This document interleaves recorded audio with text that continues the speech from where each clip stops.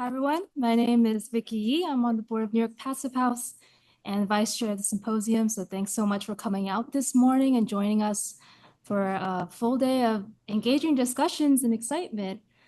So I'm excited to introduce our next session, which is on biogenic construction case studies. Kicking us off, this session is Peter Jensen, USA representative for EcoCocon and CEO of Build with Nature.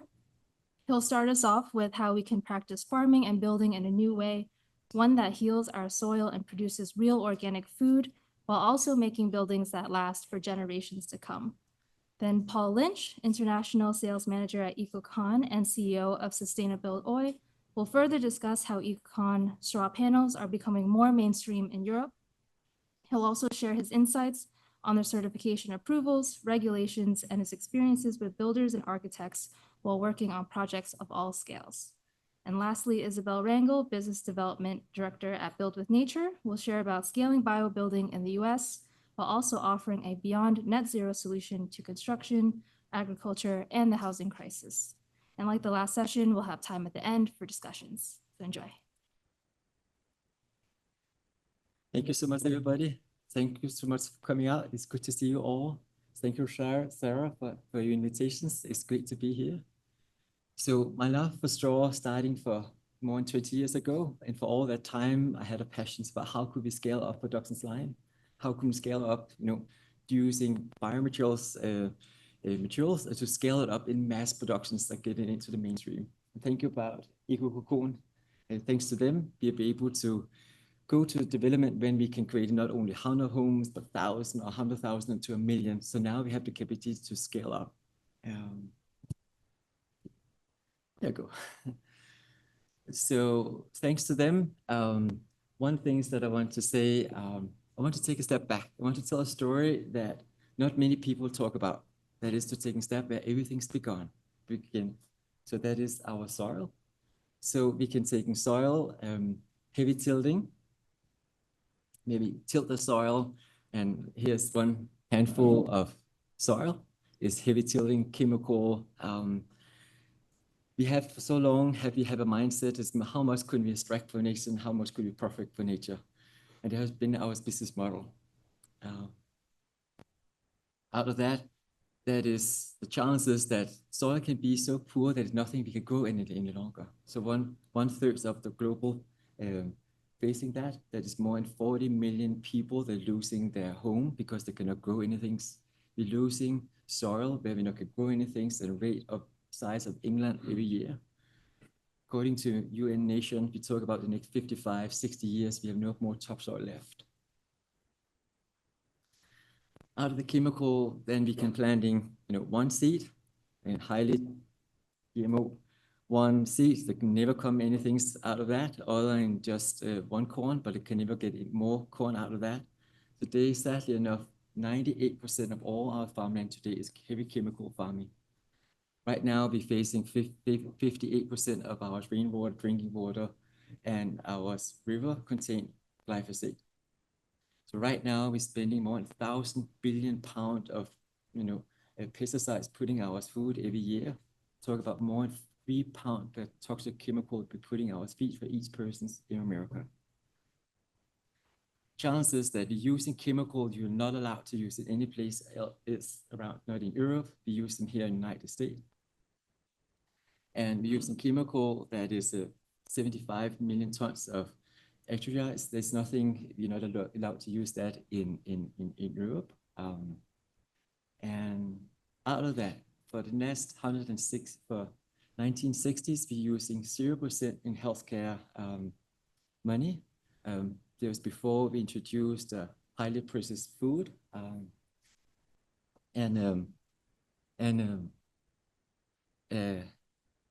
Out of that, so in 1960s, we still use no money for healthcare. Right now, we're using $4.3 trillion in healthcare.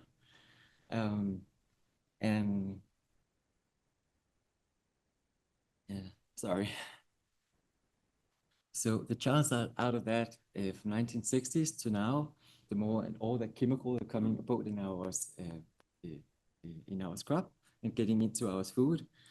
right now, we die 5 years younger in anywhere else in our developed country. We die 7 years. People in Italy and in Switzerland, lasting, living 7 years longer in video. So right now, 55% of our CO2 emissions coming between our agriculture and our buildings industry. So there's two industries that emit the most of our CO2 in the world. So even using all the solar panel, electric car, net zero buildings, and passive homes, solar panel and heat pump, we never sequester one carbon back again in the ground. So a balanced world, we have around 107 billion tons of carbon in our atmosphere. The majority of that back again in the ground. For the last 275 years, we have emitted around 100 billion tons out in our atmosphere. But I want to show that there's other way we can build. And I want to look at carbon as the evil, but how can we work it? How can we work in a way that we can bring back again to our soil? So we can farm in another way. Here's one handful of soil. You can see there. So instead of we have the soil that is dead, now we have a handful of soil that have more than 8 billion organisms in it. That more organisms than the people on this planet. If you're putting one seed back again, now you're not only getting nothing back, but we get more than 3,000 vibrant seed back again. So I want to show there's the other way we can farm, that is sequester carbon, producing healthy, vibrant food. I want to tell the story that often we talk about carbon. We talk about talk about the carbon we can store in a building, but it's more to that story in just storing in a building. So if you're taking a straw that's going up, so around 48% of that going up and creating the stock and the seed. But majority of that carbon go back again in the ground. So if you're taking, normally we're talking about buildings that's around 2,000 square feet, we talk about we're storing about 48 tons of carbon in the building. But we're not talking about where is that straw, where is the farmer coming from? So if you're taking from a farmer that is just heavy tilling, there's a lot of chemical, now behind our back, we're actually releasing more carbon. If you took that case, there's around, we release around 4 tons. So even if we say we're using straw or hemp, then we actually release more carbon in what we sequester. Or we can farm in another way, and we talk about that is where we can do it in regenerative. Now we can sequester the carbon back again in the ground again, produce vibrant, healthy food, building up topsoil, and we can sequester that back again in the ground, storing that in the building. Now we talk about we have a storing between these two things, we're storing about 100 tons back again in a building and in the ground. So that is an example of 2,000 square feet homes, is the passive or net zero buildings. So each of the three example using the same amount of energy consumptions to live in a building, but because of the body energy is very different. So now we're using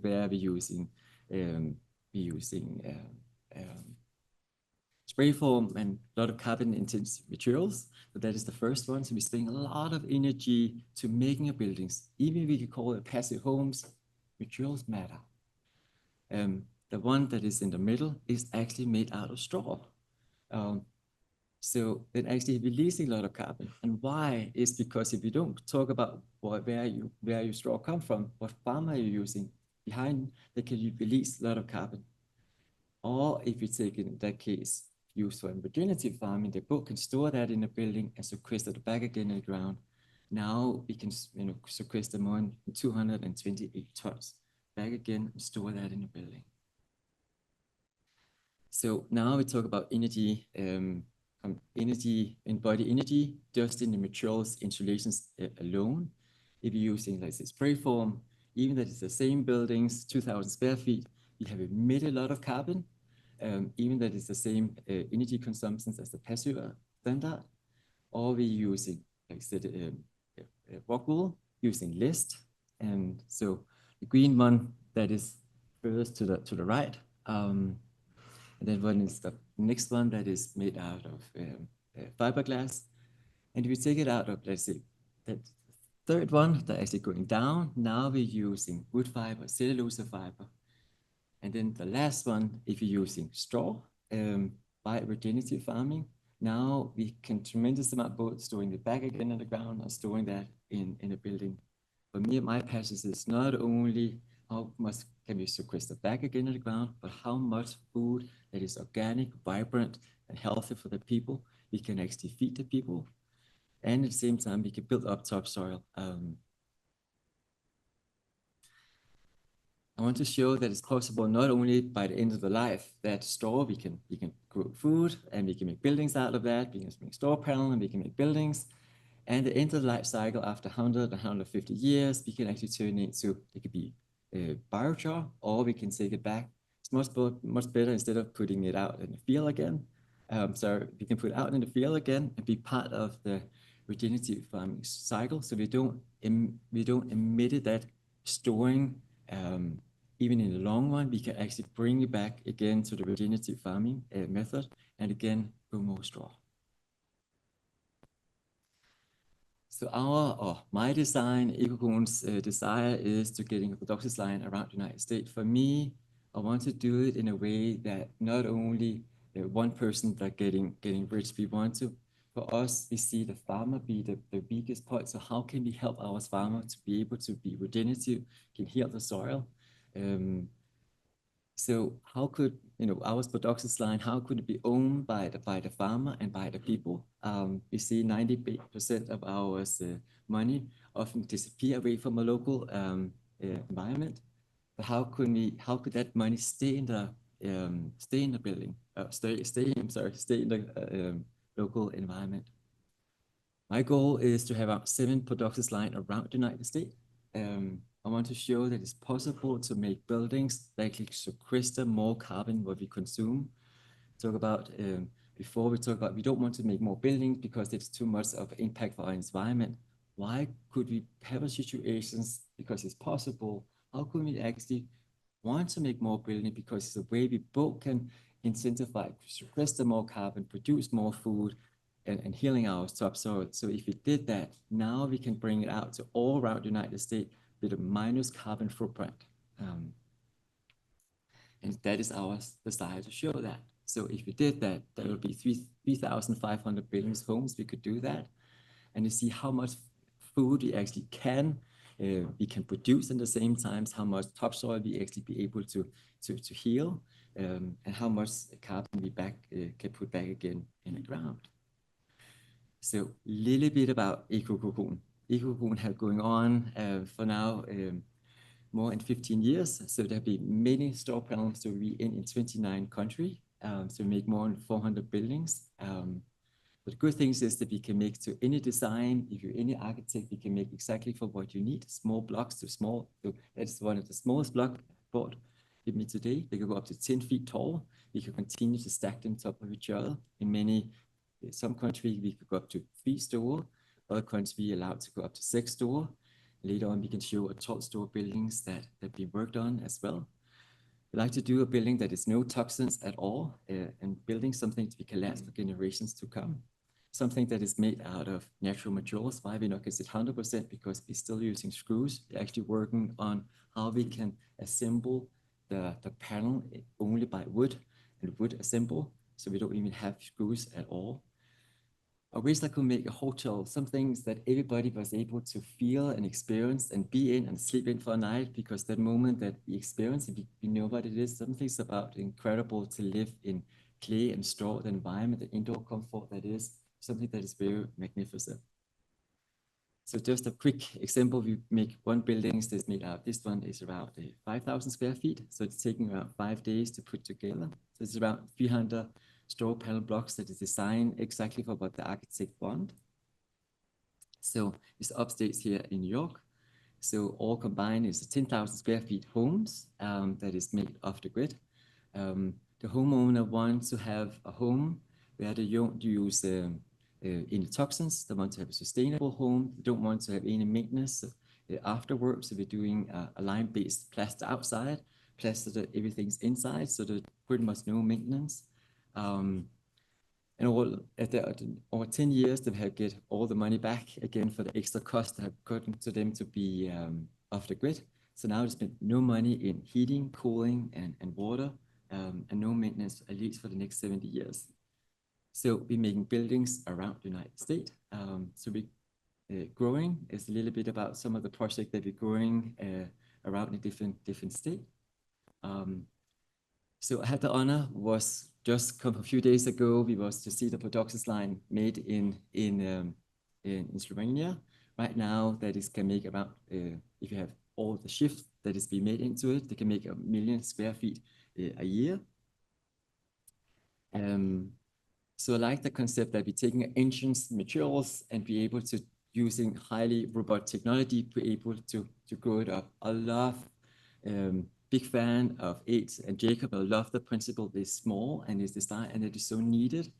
My desire be able to go right into the mainstream and mass produce it so we can have a carbon materials. We can go in high-rise buildings to see that it's possible that we can do it and replace that instead of concrete. This is one of the example that Paul later on will talk more about it. So it's a Hyllinge project in Sweden right now. It is 12-story buildings coming up.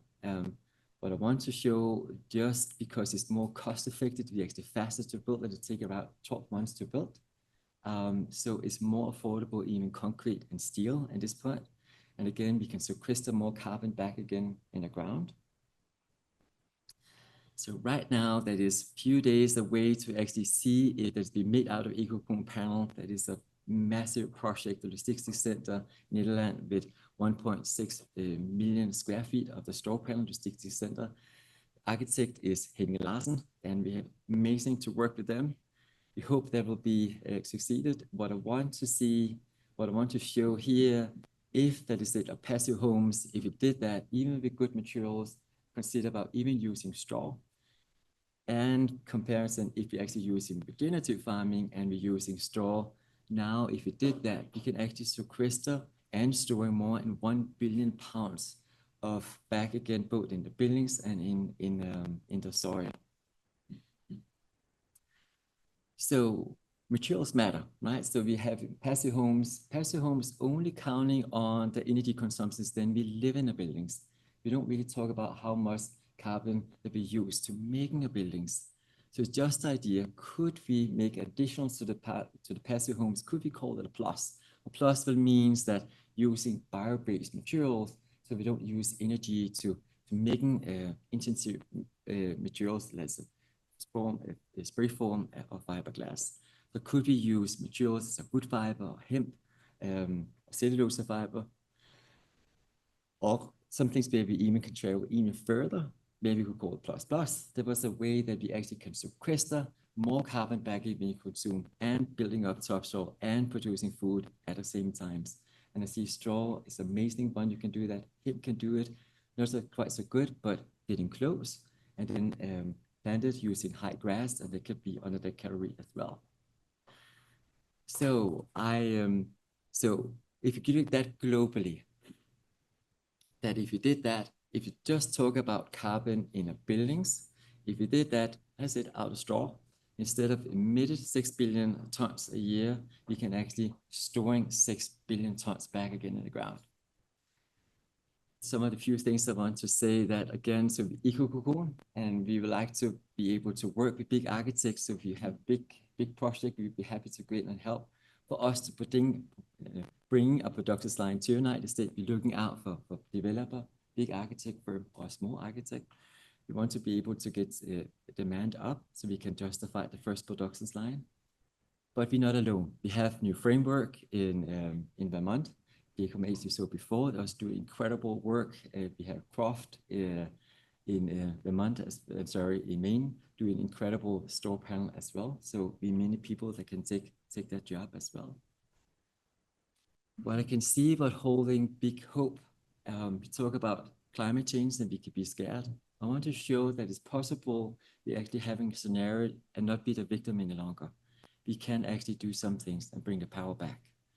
I think some things that we can make all the cars made out of electric. We can do all the solar panel we want. We can make windmill around the world and only doing that, but they still have not sequestered 1 carbon tons back again in the ground, even we change it all. We're spending the next 25 years more than $40 trillion to defend climate change, but very little of that talk about how we can sequester the back and again in the ground where everything's belong and where everything starts. I don't know, I cannot find anything else that have make a bigger positive change in the world if we change in 2 things.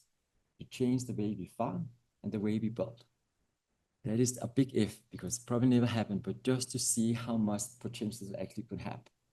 If we did it all out of straw, if we did that now, global-wise, we do that with regenerative farming with straw, now we can sequester more than 20 billion tons back again globally, back again and storing that in the buildings.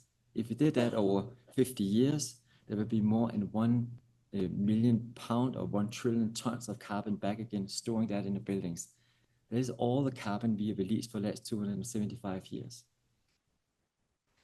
So for me, the whole thing is such a big hope. And for me, there's not only about how much can we sequester and store in our buildings. For me, they're going hand in hand. We have the health crisis. We become the sickest populations in the world. We're putting so much chemical both in our food and our soil. I want to show that we can change that.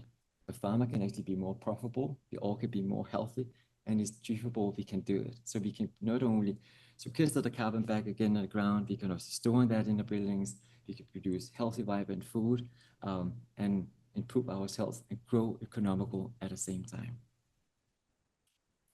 To change the mindset for how much we can extract and take, how much can we co-create with nature, how much can we enrich our soil, our food, our farmer, and how much can we give it back again to the community and to each other. The last one I just want to say is thank you so much for everybody to coming here. Together we can build a better world and a better future today. Not only we can grow our home, now we have the capacity to scale up. We can actually grow our cities. We can heal our soil and feed our people and sequester carbon back again in the ground. Thank you so much, everybody. Hello, everyone. Greetings from Southwest Ireland. I was traveling here at the moment and working. Pleasure to be here with you all.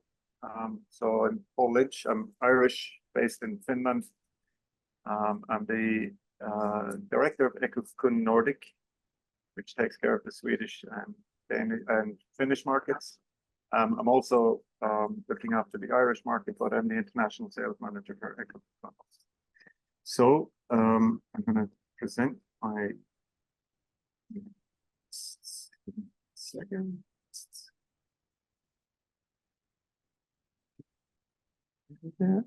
And present. Okay. Here we go. And so building the future. Just a bit about Ekokun first. Peter gave a little introduction there. So our mission is basic. It's very simple. My mission has always been to deliver climate neutral, healthy, energy efficient, and effective construction system, which is designed to be returned safely to nature after use. Right now, we are well positioned and ready for this. A little bit about the company. I'll just quickly go through. Originally from Lithuania in 2008, was bought by an impact investor in 2019. We established Ekokun Nordic 22, Ekokun France in 23. New offices planned in the UK and Ireland, Spain, Netherlands, US for 2025. We have representatives in 29 countries on 3 continents. Our yearly production capacity in Lithuania is 22,000 square meters a year, and our new automated factory, which opened just last week, is in Slovakia, which will be a capacity of 60,000 square meters per year, and that's on 2 shifts. So our goal, though, is local production in each market, and the US is one of our key markets for the next production facilities, which would be in 2025. So we are the world's most tested straw system. We're Plastic House certified. We have cradle to cradle. We're actually the only product to be plastic and cradle certified at the same time. And in Europe, we are very well tested. We are now working and discussing with ICC in the US for getting all our products tested there. The timber frame construction is CE marked. We will have an ETA in the coming in 2025, at the beginning of 25, and that's a European technical approval, which will open the markets for us completely in Europe. Just going to share a small video with you. I'm not sure if you can hear the voice in it, but I have put text into it. And this is basically... Underestimated, straw hides a real treasure.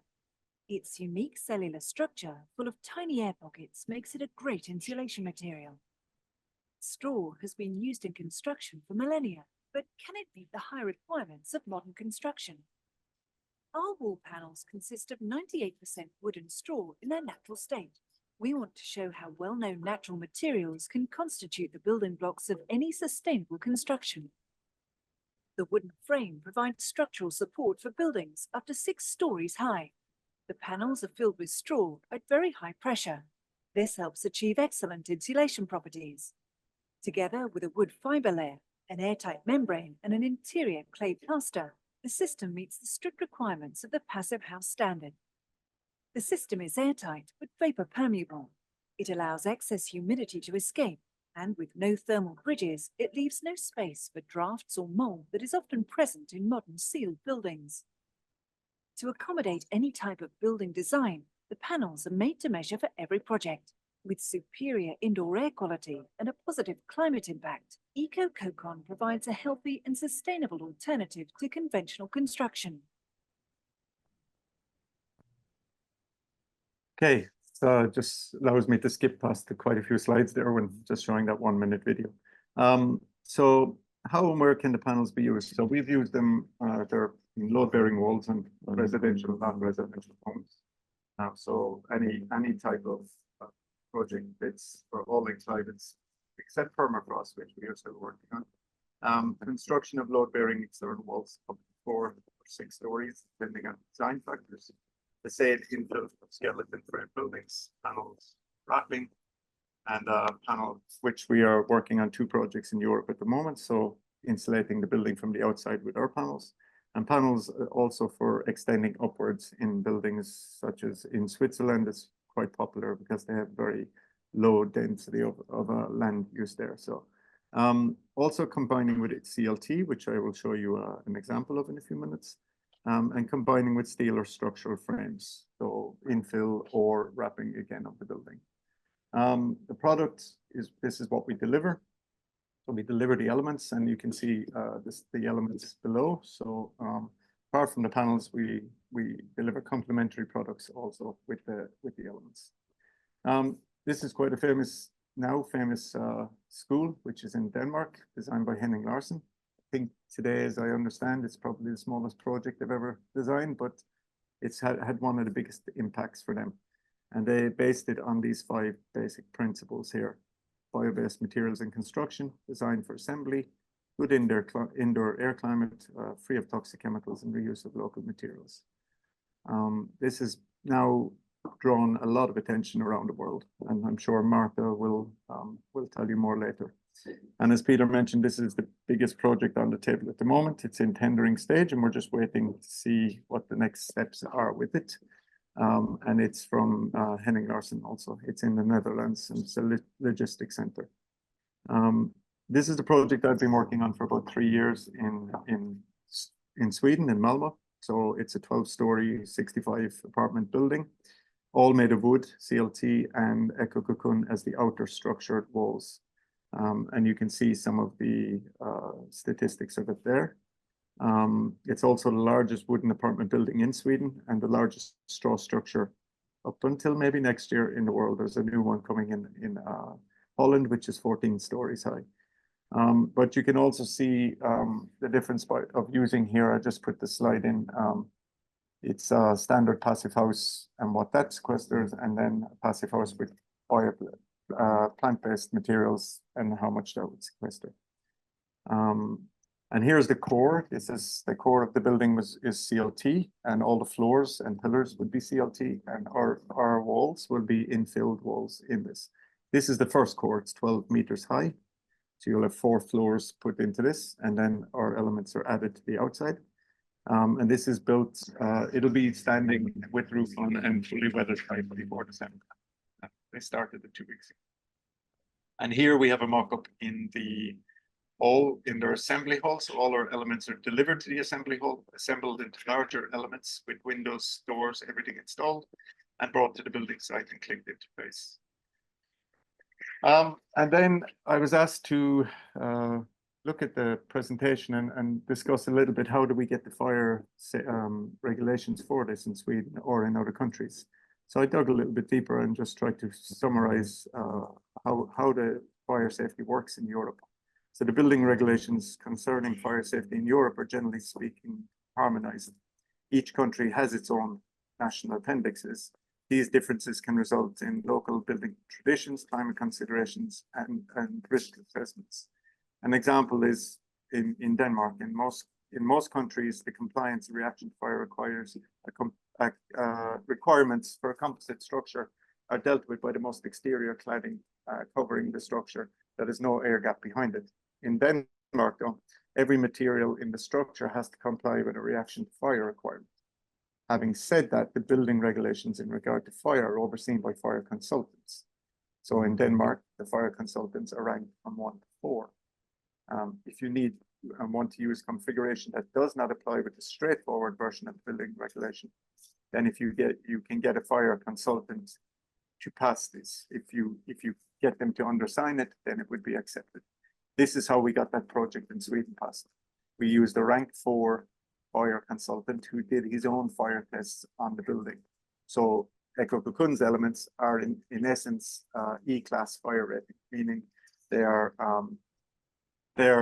combustible, but because of the different structures and the compartmentalization we have done on the house, plus the different layers of boards we install on the outside and inside, we are able to pass the fire regulations.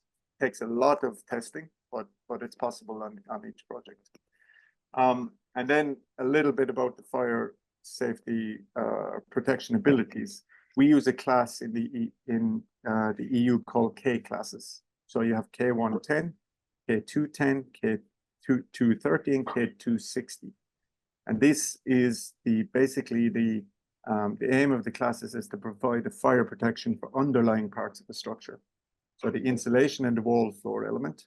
2 types of K classes are defined depending on the substrate, meaning it's the layers that are on the actual structure, they have to pass a certain classification, and this depicts how fire resistant they are.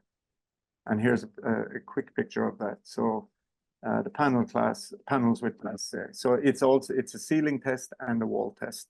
So we test the fire on the ceiling. If the material falls off, then we test how long it has stayed there for, and this regulates the classification.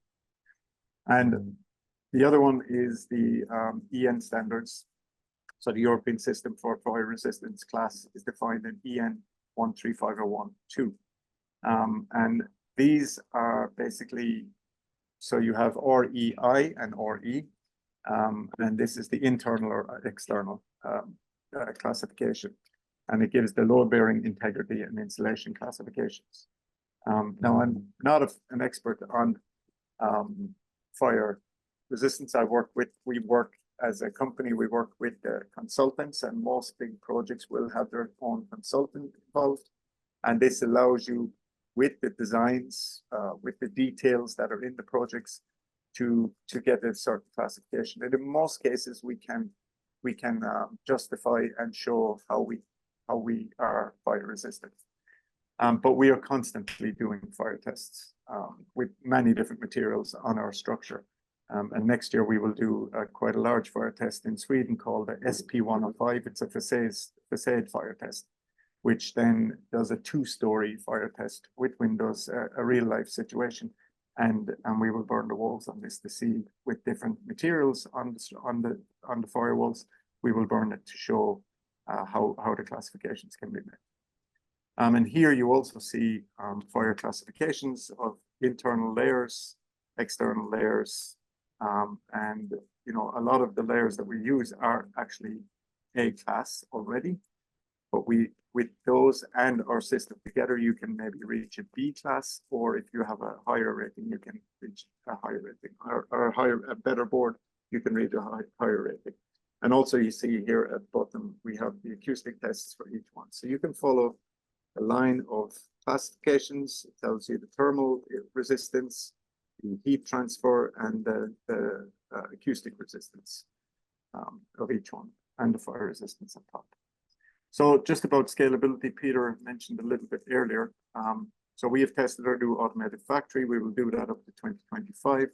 And then we have already started to scale up in the Netherlands, Nordics, US, Spain, France, UK, and Ireland. These will be where we want our new factories. And we are aiming to do this quite quickly, actually. So we are looking to do about 7 new factories in the US because it's a big market and we think that there's enough capacity there in the future to do that. We have investor models in place. We will be looking to take on 25 new personnel earmarked for the 2025-26 growth in all areas of the company. And our focus is on large B2B development projects right now. Our goal, and we have set a very high task for this, it's 1 million square meters of walls per year by 2034. We are very confident we can get to this. And then that's the end of my presentation. So I just like to say at the end of each presentation, why not build from straw? It's there, it's in the abundance, it's for everyone to use. And then why not build with EcoCocoon? Because we are the most permanent and tested certified product on the market today. Thank you. Cheers. Have a good day. Paul went really granular into the EcoCocoon specifically, and then Peter went further larger as far as what straw can actually do using the EcoCocoon panels. And Paul sort of laid out the framework as far as how we're going to scale straw building here in the US, particularly to meet those 7 factory goals. And that sort of poses a question as far as what our barriers are to scaling in the US specifically, and sort of what we're looking at in order to face those barriers in order to grow. But something that I just wanted to touch on briefly, just because, in many of these regenerative or bio building sort of conferences, mass timber is sort of like the darling. And we are like super grateful that we are all working together in getting biomaterials to become mass scale. But something that we just wanted to pose, just because I think straw isn't as known as far as the benefits, is that straw can produce 8 to 11 times more actual build materials per year than timber. And just to contextualize that, that is, the difference between 30 homes to 300 homes per acre of land. And that's not considering obviously other things that were brought up earlier. Again, I'm not a forestry expert, but just very quickly, that doesn't consider, the biodiversity effects of that acre of land, which will now be losing not only animal, but also plant species that will impact, the regenerability of that land. And then as well as the waste byproduct. Straw itself is a waste byproduct versus timber actually produces waste. Because only a percentage of the actual tree can be used for actual material. So when we're speaking from a waste standpoint, that's just a whole other way to look at it. But the great thing is that we can work together, and by using EcoCocoon panels specifically, you can reduce the mass timber usage by 50% if you're using it within the wall assembly. And in this case, you're reducing the use of extractive material and also reducing your waste. And then additionally, you're sequestering all the CO2, which Peter spoke about, and also providing a higher R value because now there is an insulation component within the wall assembly. And surprisingly enough, kind of what the Swedish Healy project showed us is that cost is actually not a barrier. There is cost savings that are possible by using the straw panels along with mass timber. So we're going to be covering a lot of material just in a short amount of time, so we try to put as much as we could in here because obviously this is all very nuanced and we only have 10 minutes to talk about everything, so we're doing our best here. So to get to the solutions at the scale that Peter was talking about, and even the Rodale Institute was talking about. The only way we see to do this is at scale. Of course, we want to, to make this as local as possible, but in order to even begin to touch affordable housing, this all really has to scale and benefit from scale of economies. So that's really what we're focused on as far as being able to heal our soil, produce food, all the things, and bring all the local production facilities. So right now, what the barriers that we really see are, one, an education piece, which is why we're so grateful that this event is happening, because that's really going straight to the people who are bringing this to the clients and the stakeholders that would be working with eco-cocoon panels or any other sort of bio material. And there is a gap, so that's what we're trying to do, is get to architects, builders, developers, and just show the benefits that, straw is not just the three little pigs below the house away. There's actual potential here. And then the second is code limitations. The more that there is a demand, and obviously mass timber is really helping lead the way as far as the conceptions around fire and all those different things. So again, we see any sort of biomaterial, all of us moving the needle together as far as the code limitations. And then us specifically as eco-cocoon or in Build with Nature, the biggest thing that we see as a problem is builder education, because we can have all the demand from individual homeowners, but then there is a lack of education and just an overload of work that our builders have right now that they can't handle learning a whole new building system. And obviously that's just building out education. We see that as an opportunity, especially in the US. I'll get into that in a second. So we see all these as opportunities. One, we really are looking for partners in each of these different sectors.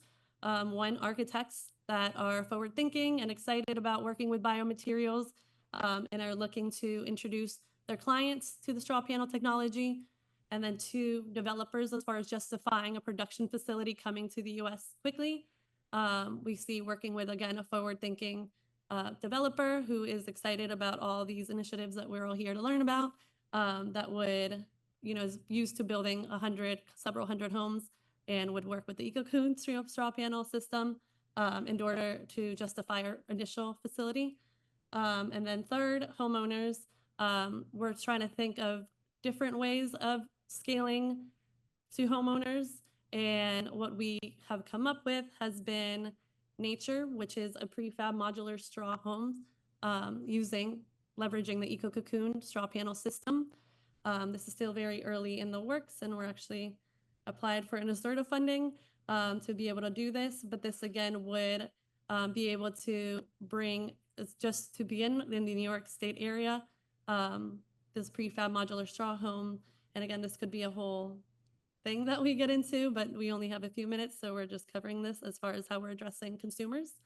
But our bigger vision is really going from extractive to symbiotic, how we can create a regenerative and circular future. And again, this is not just starting with the way we build, but the way we farm, and then onward. And the key really here for us, going back, we're so grateful that Rodale was here today, because without the farmers, we're nothing, or we're not able to actually do the change that we want. And we wish Jay was here, who's our farming partner here in New York. So I can't really tell his story for him, but I will try to do my best. And we're very lucky that in New York State, he's actually one of the few people in the country who has been able to do regenerative farming at scale. So Jay manages 2,000 acres here in upstate New York, 1,400 of which, or 1,200 of which, are regenerative grain fields. Their main supply is for feed. And as far as the grade of straw, the main purchaser of that is for race horses, show horses, etc. And so what we and he is really excited about is the potential to scale and get different sources of income, not for themselves, but just to be able to prove to other farmers that this is possible to do at scales and do more than break even. And he's also been working with Cornell, and these are just some of the studies that he has done in the last 3 years as far as how much carbon has been sequestered, and also all the energy equivalents of that. But I think what me and Peter are here to really talk about is, again, what we're passionate about is the potential for all these systems to work together in healing our soil and affecting our health, and how this can help farmers they lessen their dependency on subsidies, because that's really what's keeping us with using tillage and pesticides, et cetera. And I know what Jay was really passionate about was, again, by having this additional income source from something we do every day, we need houses, we need food, then that can really help farmers see a path to lessening the dependencies on pesticides, et cetera, and how they can become profitable. Because again, as you mentioned, our farmers are barely breaking even each year. Most of them are negatives. So we can bring such a rich industry to work together. We can really create, again, a symbiotic, equitable future for everyone. And what we're excited about is also within our Eco Cocoon facilities, bringing the farmers as an actual equitable partner in all this, so that each of these different local markets have a relationship with their farmer. And more than that, this is exciting. Of course, our focus is on the US, but the cool thing about straw compared to other materials is that grain is grown all over the world despite the climate. And that's not something that many other materials can be said or can say. So as we mentioned already, Henny Larson, we came to them with a small block and an idea. And from that, I mean, we heard a little bit about the school. And we now have 12-story buildings, potentially 1.6 million square foot building. And so what we're excited here is with each seed that is planted in this room. And again, I don't want to say this, but we're in the US, we're a little far behind from Europe. So most of the projects were all in Europe. So I think me and Peter are just excited to see what the potential is with everyone's own path of doing so, what we can do with this little block right here. Thank you.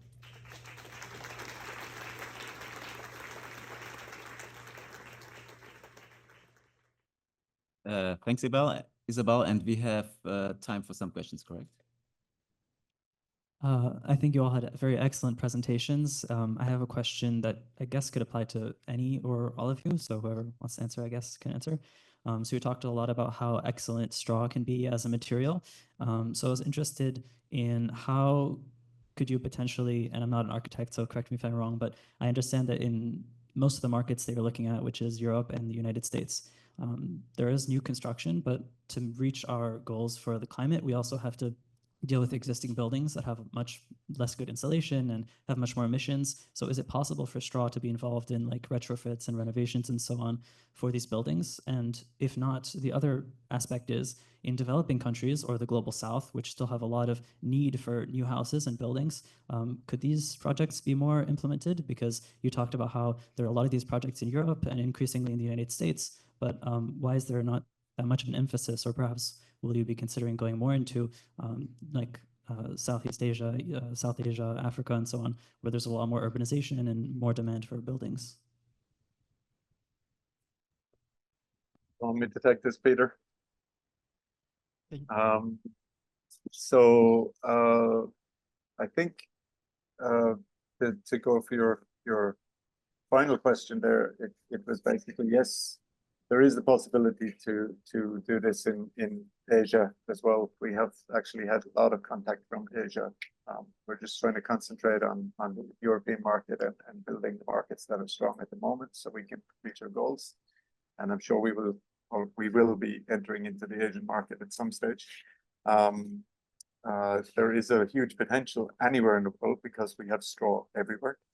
It's not just wheat straw or rye that we use. You can also use rice and other materials as straw. They're actually very good products. So the potential is there, but it baby steps first, I think, to grow the market. To your other questions, which the first one, if you could remind me again, just what was the first question you asked? I was asking, since there's basically how much, if possible at all, can you implement straw in retrofits or renovations? Yes, of course. Yeah, thank you for reminding me. Yeah, it's already begun. I mean, in France, for many years, they have been retrofitting buildings with straw. And we have our first project in France now, which is right next to Versailles. And it's a school building. It's about 1,000 square meters of straw elements on the outer. And we will actually be insulating the whole outside of that whole brick building with our straw elements. We have a second project, which is underway in tendering stage in actual Todmorden, 3,000 square meter school, college that is also going to be retrofitted with straw and other bio-based materials. And we've already done one project as an experiment to social housing in Holland, which we did the gable ends of 2 houses there. And they're also using other materials, bio-based materials for retrofitting these houses. So it's already begun. We are already doing testing of these buildings, and we have some projects underway and many more in the pipeline. So I think retrofit is huge possibility and a huge market. And it's not just, again, it's not just with straw, but with other bio-based materials. It's a good combination. So I hope that's okay. That's a question. Okay, we have a question here. Yeah, there was a slide saying that 98% of the farming in the US is chemical farming. And all the speakers have talked about the growth of straw building. And so where is the straw going to come from if with so much farming, it's chemical? Why would anybody want chemicals in their wall? So the chemical are not going in the wall, they're going in the ground, they're going in our food.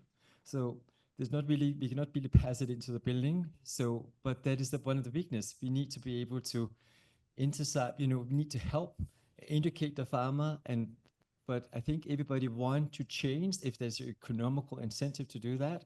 And I think that is one of the reasons that we're putting so little effort and so little money into our food, but there is so much more money into our building. So we cannot only taking food that is a low income, but now we can take some of the crop and turn it into high performance buildings. They have a lot higher cost and give that money back again to the farmer. So incentivize them to give them back. So we hope that way we can grow more farmers that want to do regenerative farming. And I think there's a lot of movement, quick movement going on. All the 7 production line already, we know already we have capacity to work with only regenerative farming in the United States, so we already cover there. As for, and Peter, if I may add, as for the buildings that we are already building, we are working with, so we're aiming to work more with regenerative farmers, but the straw we are already using, we make sure that there's no glyphosates and extremely little pesticides used in it. So we are now, the farmer, for instance, in Lithuania that we work with, we have been working with for 15 years already. So he knows exactly what we want from our straw, and he is working with us on that. So it's the same farmer. And yes, the idea would be to go towards more regenerative farming. This would be the key factor in the growth patterns. So, okay, another question. Time for one more. Yeah.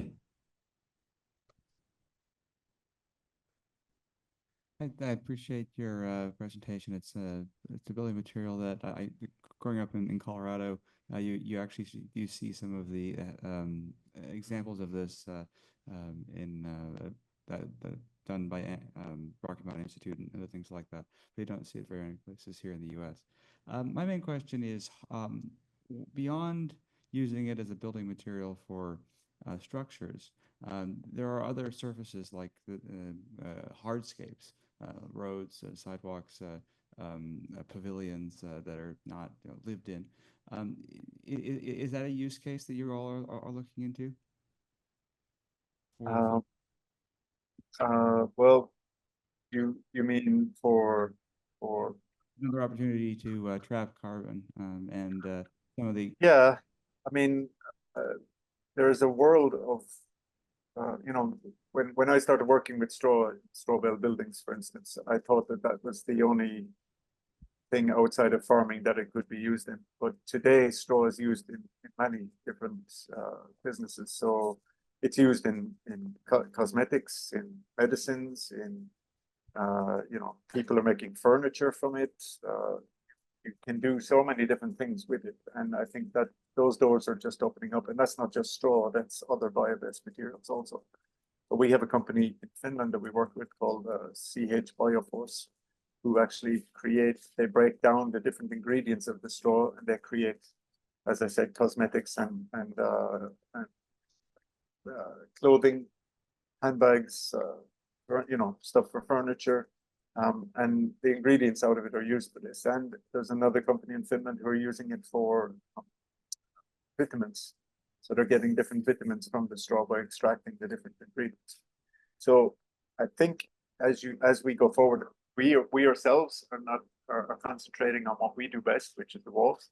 But I think as you go forward, you will see a lot of other companies using bio-based materials for a lot of other uses. And yeah, and I think it's only natural that that's going to happen for many different reasons.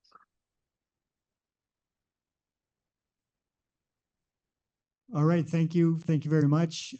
Let's give a big hand to Peter and Paul and for these presentations here. Thank you for your time. Thanks for the initiative of this. It's really, really inspiring to see all this going forward. So we hope to work with a lot of you in the future.